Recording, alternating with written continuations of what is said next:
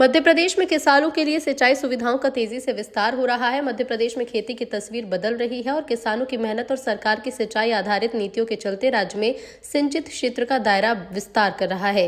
खेतों तक पानी की पहुंच बढ़ने से न केवल फसल उत्पादन में सुधार हुआ बल्कि किसानों की आय और खेती की स्थिरता भी मजबूत हुई।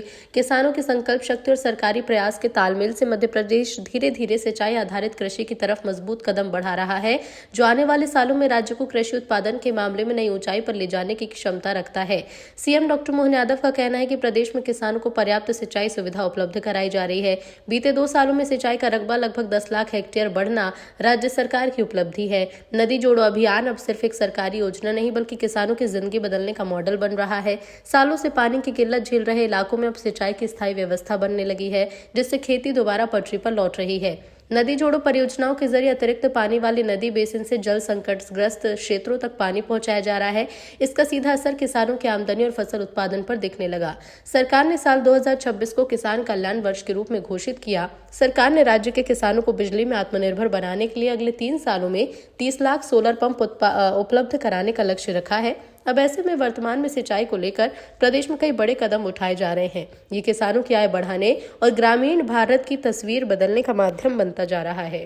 बीते वर्ष में हमने युवाओं को काम दिलाने के लिए, गरीबों की गरीबी दूर करने के लिए सभी क्षेत्रों में निवेश को बुला करके लगातार काम कर रहे हैं। इसलिए छोटे छोटे काम, महिला सशक्तिकरण के काम, लघु कुटीर उद्योग, आप बताओ, रेशम की साड़ी बनाने से लेकर के धागा और बड़ी से बड़ी चीजें हमारे लघु कुटीर उद्योग के माध्यम से, और आपके यहाँ पर भी मुझे ध्यान दिलाया गया है कि अभी हमने गए बार जो इंडस्ट्री काम के लिए उठी थी उसकी छोटी मोटी फॉर्मेलिटी बची है, तो उस बची हुई फॉर्मेलिटी को दूर करेंगे और बहुत जल्दी यहाँ के युवाओं के लिए भी हमारे सभी प्रकार के कल कारखानों की सौगात मिलेगी।